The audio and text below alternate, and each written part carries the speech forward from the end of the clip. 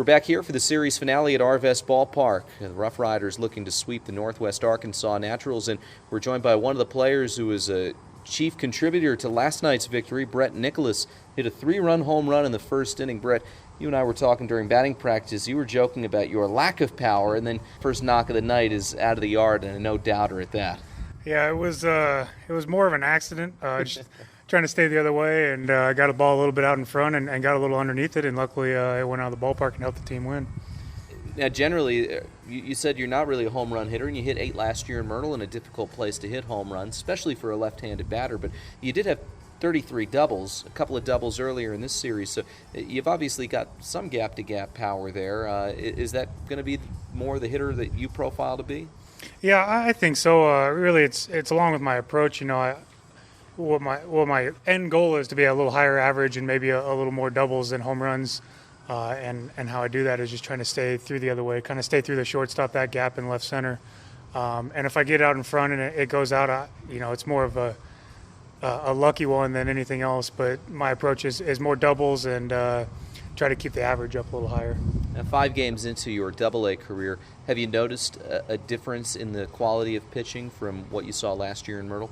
Yeah, they're not making as many mistakes. I've been lucky to square up a few early in the counts so far, but you get deep in the count and the pitchers, they've got some great stuff, and they don't miss much. They bury when they need to in the dirt, and they've got more of a plan for each hitter. And if you miss that one pitch that they give you, then it's more of a battle, definitely.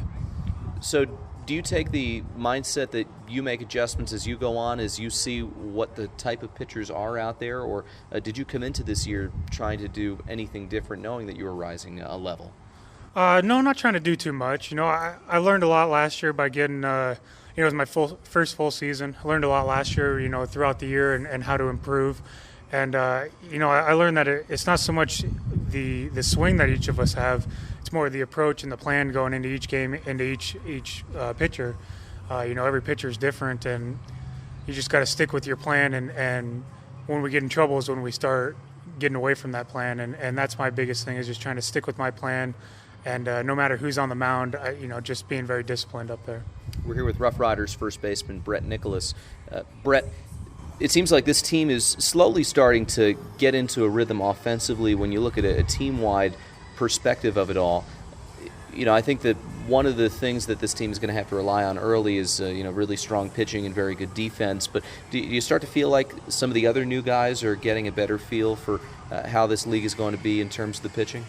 Yeah, absolutely. It's early in the season, and we have a small sample size so far, but when we've got guys, as young as 20, 21 years old, like Hanser and Talise and Odubel, guys that are going to be major contributors to this team at the end of the year, they're gonna go through a little growing pains, and we're seeing them make the adjustment already. So it's bright for those guys, and you can't say enough about our pitching and defense. That's going to be our key all year.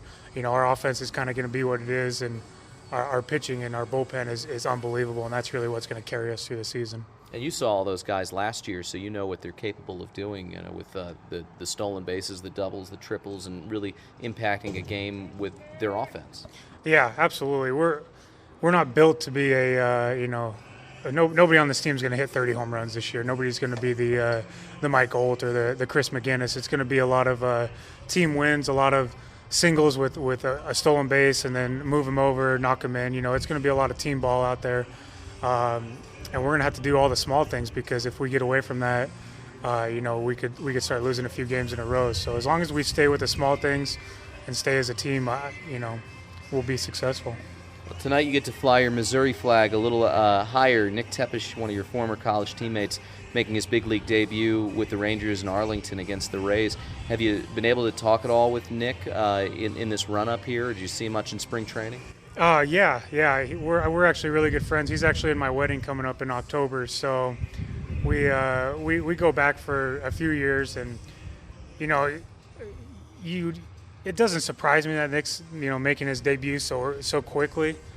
He's just one heck of a competitor out there, and we used to call him a bulldog at Missouri, and even last year when I played with him for the first half in Myrtle, he's not going to beat himself. He's very, very strong between the ears. He's he's a very smart, very hard competitor, and you know, the Texas Rangers found themselves a good one, and probably someone who's going to be around for a long time. Unflappable, I feel like, would be a good word to describe Nick Tepesch. You saw him in the no-hitter in Wilmington. We saw him the best of his performance in the playoffs in Corpus Christi, so we certainly wish Nick all the best. Well, Brett, congratulations on the home run yesterday and the offense that's really picked up for you in this series. Best of luck out there tonight. Thank you very much. That's Brett Nicholas. We're back after this on the Frisco Rough Riders Baseball Network.